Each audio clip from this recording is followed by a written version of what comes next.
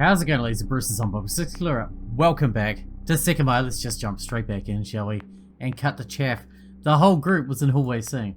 Stay there. I'll look at the mechanical room again. As if nothing had happened, I walked to the security room first. I've been able to camouflage in addition to something else. If I hadn't been there, the Sekimeiya would have been found, but I could prevent that. Just so that nothing else would happen, I could avoid finding them. It was better if no one used them during the time that remained. When I stepped into the lobby, I saw Sudopo's body on the floor. Blood covered both him and the floor, evidently caused by the knife wound that I'd heard them discussing. I still couldn't believe it. I hadn't expected that at all. Everyone else was still alive, but Sudopo's corpse had suddenly appeared in the lobby. I didn't like doing it, but I crouched down to verify he was dead. Then, to avoid being suspected, I went to the mechanical room, as if I was searching through the floor normally. I began with hallway B. Immediately I found a Sekimeiya in the first room, B1. I felt the hot air around it. It had been powered off for a while already. This is the future Sekimeiya. When I was in the other crystal room, I heard someone here. After killing Sudopo, this is where the killer left the future Sekimeiya. It wasn't until I entered the very last crystal room, B6, that I found the past Sekimeiya. I had to quickly withdraw my hand. The air surrounding it was even hotter. There was nobody here. I didn't find the Sekimeiya or any potential hiding spot we don't know of. If Naomi's here, she's somehow above us. Are you sure you were thorough? Do you know some cabinets have compartments inside? The Sekimeiya could be there. Yes, I looked in all of them. Even the ones with the temperature regulation? Did you make sure to close them? Yes, those too. Took me a bit to figure out how to open them. I knew how suspicious what I was saying was.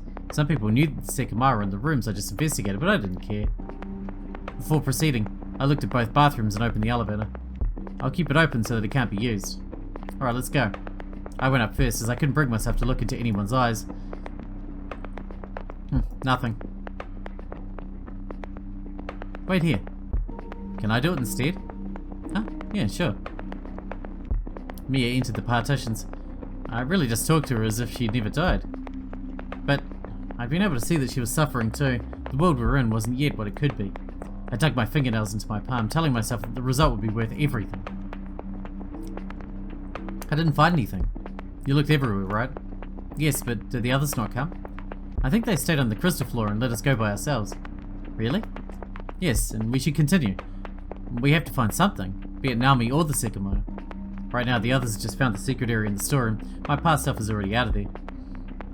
We went to the third floor, which was empty. Then, quietly, we walked up the stairs again. When Mia came out of the partitions, I was about to keep going, but she was looking down at the floor. Nothing again? She shook her head.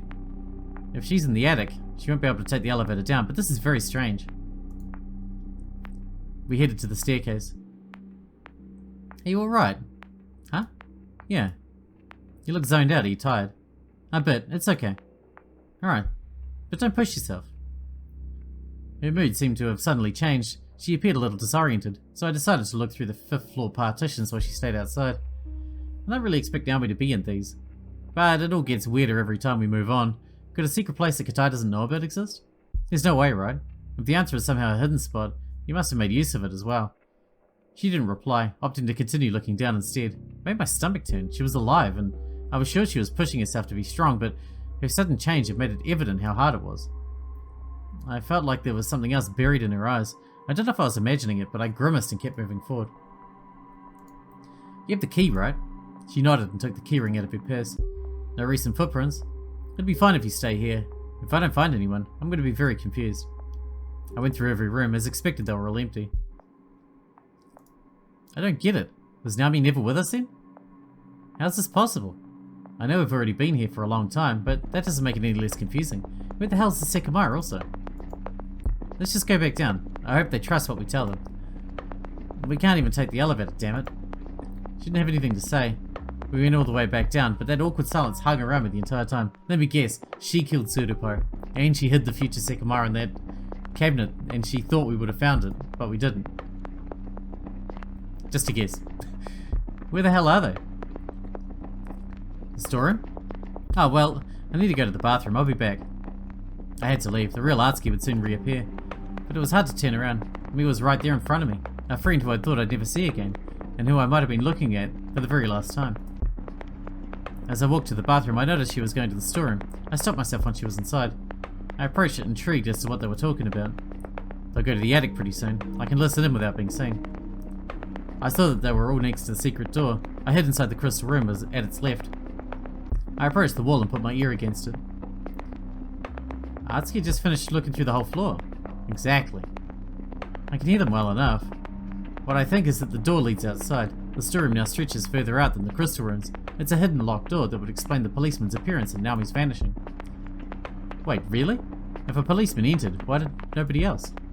They kept talking about the door. I knew it led outside, but it hadn't opened since that morning. Finally, the other Atsuki returned. What the fuck is this?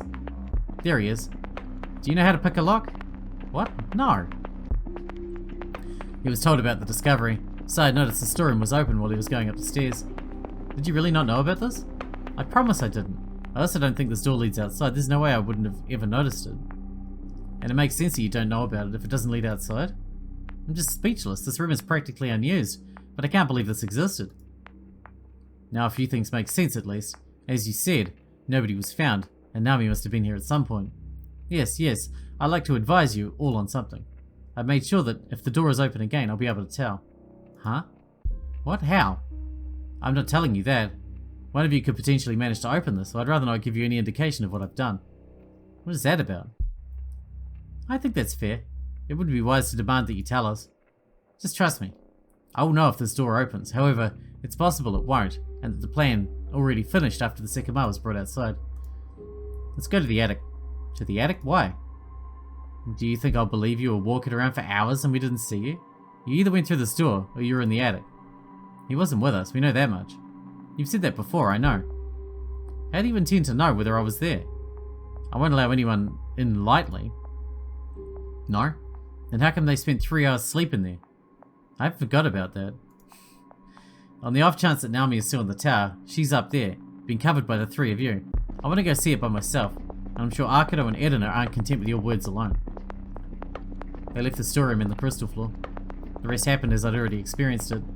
I stayed in that room until my past self went up. I'd chosen to hide in one of the second floor bathrooms, an unlikely place to be revisited. I went to hallway B. I knew Sai would be the first one to return, and that he looked through the hallway A rooms. It happened even sooner than I recalled. Evidently discontent with my search, he walked from room to room. Didn't care about the third Sekimeiya. He'd been the one to leave it there. When he came to hallway B, I was already in a room in hallway A. I just had to wait. So I would find the future Sekimeiya and bring it to the event room. Then, the others would find the past Sekimeiya and walk to the event room. The future Sekimeiya would be activated in the event room. It was the one that had been grey, and I was far enough from its range. That would leave me alone in the tower with my past self.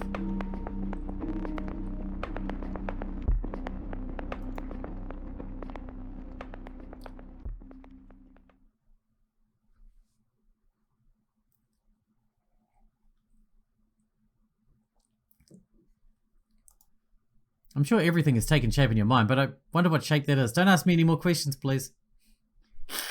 Questions.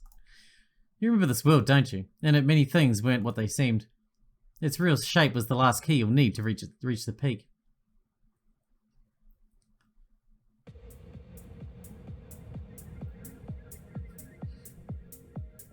Two people waited in the lobby. 9 o'clock was approaching. At that point, you might have realized something was wrong. Shiroya wasn't there. Miyu was occupying her place. However, her name was spoken before the doors opened. Shiroya? I managed to leave my mind blank, but I abruptly turned around when I heard a quiet voice coming from my left. A man was crouching next to me. When he stood up, I saw his older face underneath white hair. Katai said Shiroya's name. Whatever. Don't care. Is this yours? I think he dropped it. He showed me a ticket that must have fallen from my purse. When I stretched my muscles, I nodded and put it back inside, all while unnerved by his stiff motions. Everyone brought an identification card to verify their own tickets. In other words, the tickets had everyone's names on them. Katai read Shiroya's name and called for it. Miyu was there with her own purse, which contained 3 tickets. When she stretched, one fell out, meaning that her purse hadn't been closed. And well B, when Shiroya opened her purse, she unzipped it. The tickets couldn't have fallen out from her purse, as it was closed since long before 9 o'clock. Hopefully it was enjoyable to catch any of these details. However, although Shiroya's absence could be reasoned out, it wouldn't be surprising if your gut told you something was wrong before that. For everyone who'd gotten trapped in the tower, Shiroya was a girl who had died weeks ago. When the group went up the floors, Atsuki found the key to the security room. Everyone splitting up created the chance for individuals to accomplish what they needed. The next time they reunited, Sai noticed the sound of keys coming from Katai's pocket. They were louder than they'd been before. When Katai was confronted, He showed them a set of keys belonging to Naomi, however, that was when he himself noticed something. Still don't care. The two were identical keyrings in his pocket. They'd made metallic noise even easier to perceive. At that point, Katai had travelled to the past one more time. Upon appearing, he hadn't realised that the keyring Naomi had left behind had suddenly appeared in his pocket. Then, when he'd come across it, he had put it inside. In that way, he came into the possession of two copies. When Sai made him reveal it, he didn't know a second one remained in his pocket. The fact was what shaped Katai's actions. In this world, he insisted the attic could be kept locked, and he made sure that the Sekimeiya's cabinet would always be. That way, he could unlock it with a secret set, setting up Atsuki and Mia, who had the other one, as the only possible culprits. Sai thought of a way to know whether that set was Naomi's. If one of the keys opened the attic, Katai's lie would be exposed. Before they got there, he decided to test if something else Katai had said was invalid too. On the 6th floor, he attempted to call the elevator, which should have been disabled. They waited, but it never came. Whatever. However, at that point, the elevator was already working again. The first time Katai travelled to the past, he walked to the crystal floor. He saw an Atsuki from another world, which later made him question what everyone was saying. Most importantly, he saw people leaving the security room, which, strangely, had been unlocked. That was his opportunity to shut the computer down. Since he was alone, he hadn't told everyone about the camera's green lights. In this world, he was able to power off the entire security system too, as opposed to just one camera. Later, when Sai called the elevator, Katai had already enabled it because he'd found the attic key, however it didn't come. Katai suddenly froze up. Would they notice their mistake? The elevator was disabled. That was much more unlikely than to have gone wrong. If it had been working for some reason, the button would have lit up when it arrived. The orange light never appeared, the elevator was already there, and you might recall what was the case in World B as well. And not only that, Atsuki from World B was spying on the group, and when they entered the attic, he was on the 6th floor. He heard the elevator, but only once when Isla, Edina, Sai and Arcado took it down. In other words, since it was called from the attic and Atsuki B had only heard it once, it must have originally been on the 6th floor. Either way, nobody saw his ruse, and thanks to that, Katai was able to set up a stronger illusion later on. When everyone entered the attic, they saw the strange footprints on the floor. They led to the sofa where the future Sekimeiya was. Most people believed that the Sekimeiya should have been on the crystal floor. If that was the case, someone had to have brought it up very recently, but it didn't seem possible for them to have left the attic. That made Sai call the elevator, and it actually did arrive. That was an illusion Katai pushed for, that the elevator had just been enabled, and someone had been in the security room after they'd all stepped into the attic. Following that, when everyone saw that the computer had lost power, what he had said was reinforced. It must have happened after they'd all tried to call the elevator on the 6th floor. At the same time, the Sekimeiya had disappeared from the cabinet and must have been brought to the attic. However, Sai had known the truth. Just like in worlds A and B, he had quickly hidden the fake Sekimeiya when everyone had split up, so that the one they brought from the attic was different. That was when everyone else learned about time travel. Right before their eyes, Katai went to the future. Atsuki reeled. He had to learn more about the Sekimeiya. He stayed close to it, and when the crystal floor had been inspected, he touched it. He went minutes to the future, but he wasn't alone. Sai had specifically gone to find the fake Sekimeiya well hidden, wondering whether it was still there, as well as whether it had shared the same powers he'd witnessed. As he was returning to the event room from hallway B, he travelled with Atsuki. Atsuki appeared in the attic, which was locked. The elevator had been left open on the crystal floor, so he couldn't leave through it either. However, Sai appeared on the crystal floor since his group had left the attic earlier. He realised the elevator was open, allowing Atsuki to leave. When they met, they thought they'd gone minutes to the past, though neither of them spoke about it. Atsuki recalled Sai had gone missing, so finding him in the past wasn't strange. His misinterpretation arose due to Sai's watch, which had ended up minutes behind. When they'd returned to the others, they saw that everyone was in the security room. As we turned around, we saw Sai staring at us next to the unassertive Atsuki. Where were you? Me, I just took a detour from the bathroom to the bathroom. Sai wasn't exactly aware of how blatant his lie was. According to his watch, he should have been missing for a very little time, but it had been much longer than he thought since he vanished. He didn't reveal what happened to him, and because of that, he was the only person aware of the Sekimeiya's range. Hours later, Sudapo's dead body suddenly appeared. There's one last thing to settle. Mia, we said Mia, let's try Mia. I don't know. It's unlikely, but you know. Naomi still hadn't been found, and it seemed like nobody else could have committed the crime without having travelled through time. That belief led to a whole search with no result. Something very important was found though, the storeroom's secret corridor. Upon its discovery, he likely noticed that someone's actions differed from World B's. In World C, Sai did something to, in the future, know whether the door had opened. That did not happen in World B. The reason was that the piece of duct tape that they'd all seen had reminded Sai of his favourite novel, which made him think of setting up a check on that door. After that, everyone ended up in the attic, where they hoped that they could calmly spend the rest of their isolation in the bedrooms. Of course, that wouldn't happen. It was Sai who soon tried to go back down unnoticed. What if Atsuki and Miya hadn't alerted everyone to his departure? Shiroya and Atsuki stayed in the attic. Sai had gone to the crystal floor, but they didn't follow him down. Shiroya let out a sigh. They had no strength left, so they kept resting, trying to ignore what was happening around them. Indeed, your choice made Miya become Shiroya. The world changed drastically. The butterfly effect amplifies even a single unwitting change. In that world, Miya couldn't have been saved. However, you wanted to know what would have happened if Sai was let loose.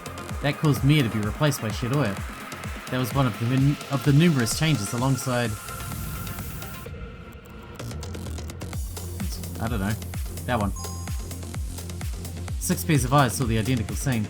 It was Katai's absence. The storeroom's door hadn't been locked, and so he'd been able to leave before everyone awakened. In that world, nobody had told the group about keeping the Sekimeiya cold.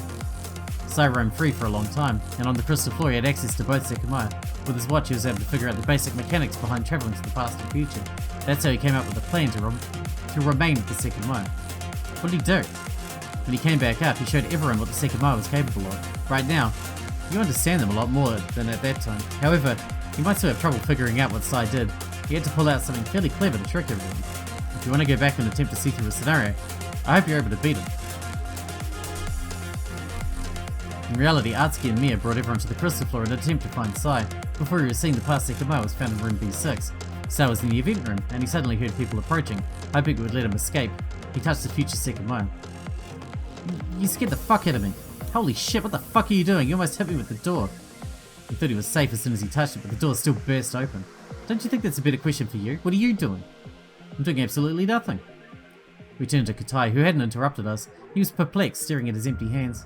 What's up with you? Where's the Sekimeiya? What? I have no... It disappeared. I legitimately felt it disappear. Excuse me? Both had disappeared. As a world switch had been triggered, obviously they found themselves in World A. Sai spun and looked at the cabinet covered by the curtain. Then, he looked all around the room with a slight frown. I was also moderately puzzled. Katai couldn't have been lying. He didn't have the Sekimeiya. It wasn't on the floor and he couldn't have hidden it anywhere without us seeing it. Out of nowhere, the cabinet was covered by its curtain. However, there was nothing compared to what awaited in hallway C. The panel to call the elevator was gone. All of them were. They'd been ripped off every single floor. Wait, we didn't lock it, did we? What? You're right, I forgot to tell you to lock it since I was annoyed Sai had left. Well, someone's definitely in here, then. It's a time to have a talk with Naomi. I wonder if she knows that we can enter. In the living room, their footprints had disappeared, and Katai was the lucky person who had found the future Sekimeiya in the open refrigerator. Opening it had been the last thing Sai A would ever do. Atsuki wanted to look at the BIOS time, but the security room was locked. In addition, Sai realized the mark that he left in the storeroom was gone. He was convinced someone had opened it, so he marked it again. Of course, that was far from the truth, but it made them believe someone else had entered the tower.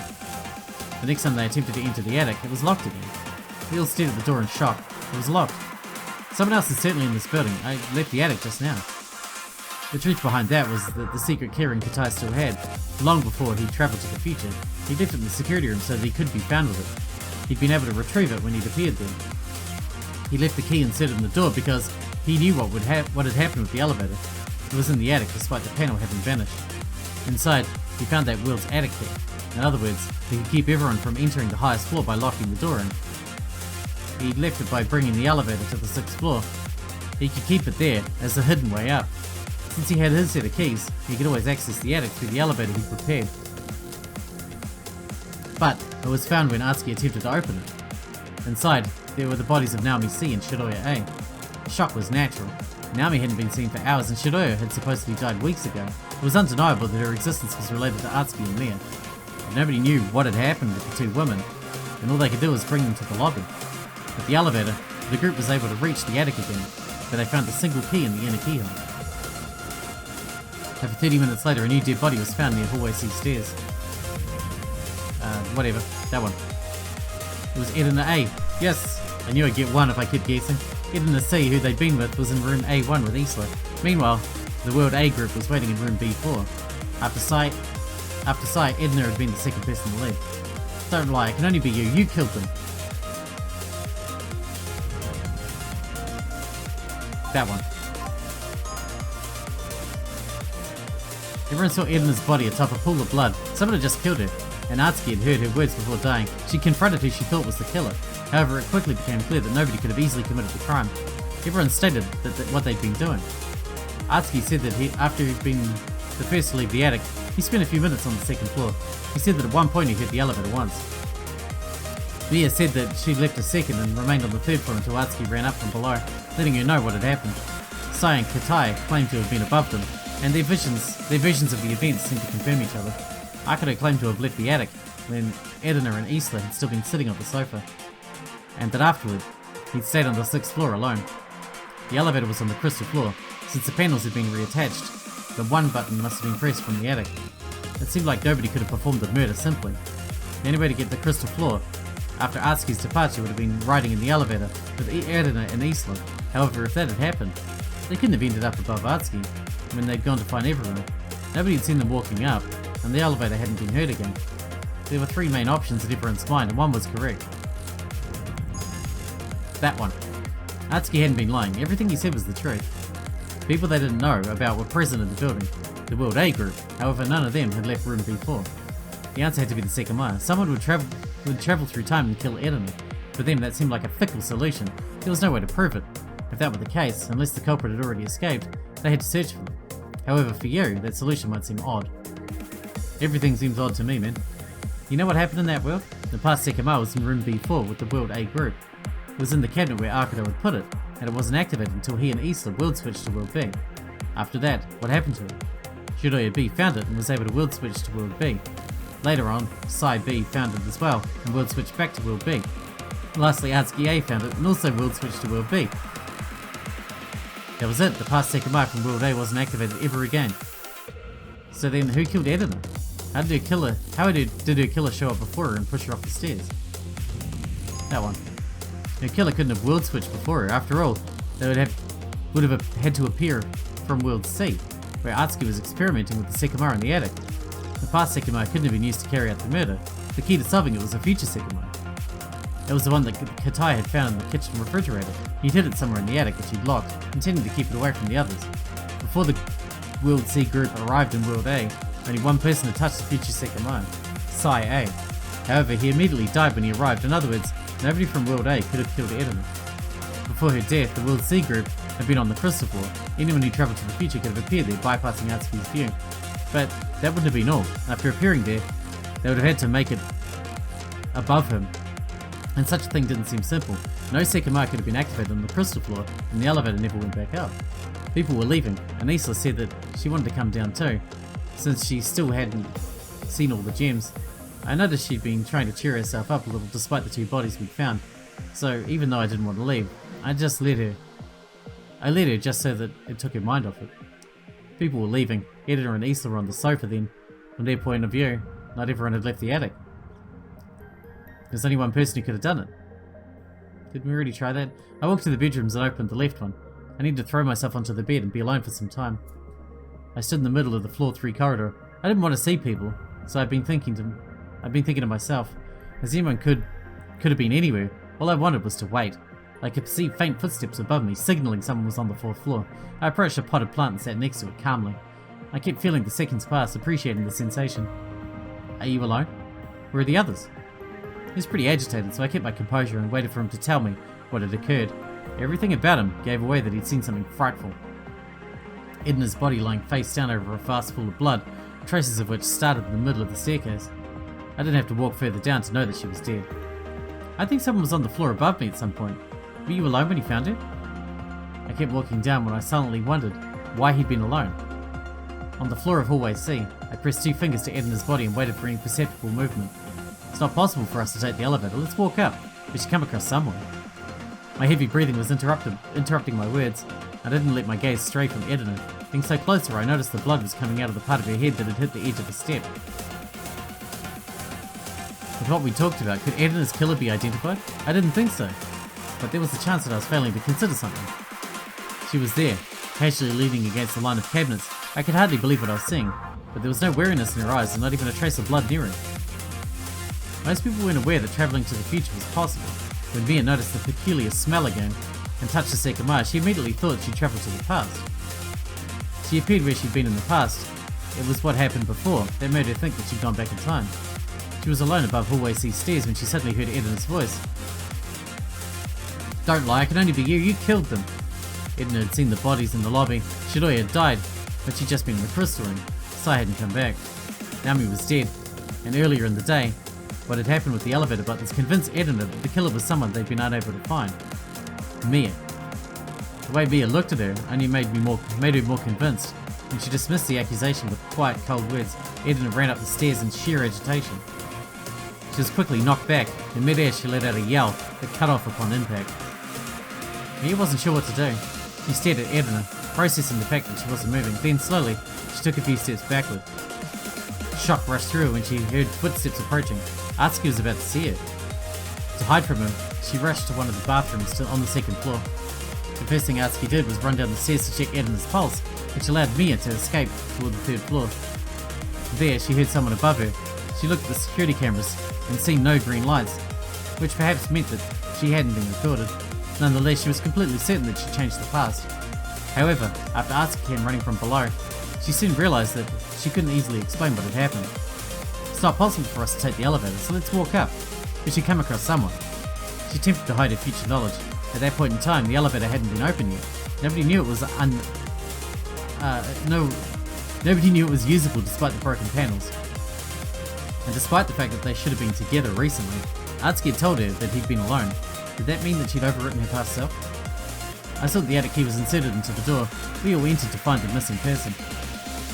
I stared at the floor's footprints, the proof that the past had changed. I had no idea how, but it was undeniable that it greatly had. Should I bring her to the lobby? To the lobby? Why? So she's with the others, sorry. That was stupid of me. This time this is actually where she died. I went quiet. I began to form a little theory, but it appeared I was being wrong. After that I realised I had no idea what actually happened. When everyone saw Edna's corpse and began to explain what they'd done, Mia realised her perception was flawed. Had she only travelled a few seconds through time? She wasn't sure. When it was her turn to clear her name, she said she'd been in the attic after Atsuki. She left the attic after Atsuki, and that she'd stayed on the third floor. Did Atsuki notice that contradiction? I just wanted to be alone for a bit, but I didn't feel like staying put somewhere. However, I ended up spending most of the time on the third floor where I heard the elevator. I spent time in the partitions and some outside. Everyone said the elevator had been heard once, so she'd been forced to go along with it. However, if she really had heard it, she should have known that the elevator had ended up on one of the first two floors. It's not possible for us to take the elevator, so let's walk up. We should come across someone.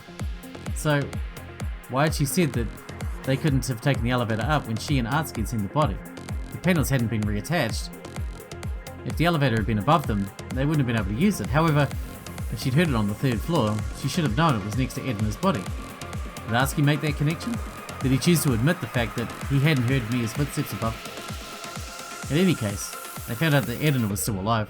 She and Issa had been in room A1 since they'd taken the elevator down.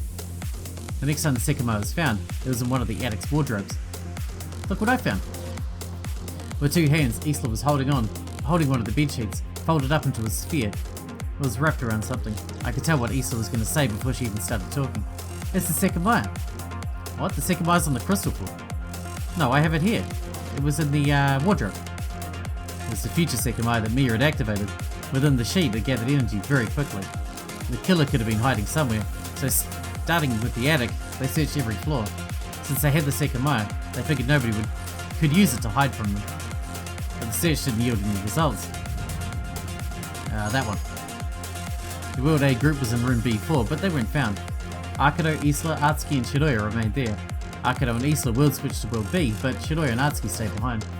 The reason they weren't seen was that everyone else world switched. The World C group world switched. And with that, we're going to wrap this one up here because we're out of time. For today, please, for the love of God, stop asking me questions. Please. Thank you. Good night. Hope you guys enjoyed it. Thanks for watching. Thanks for hanging out with me, and I'll see you in the next one.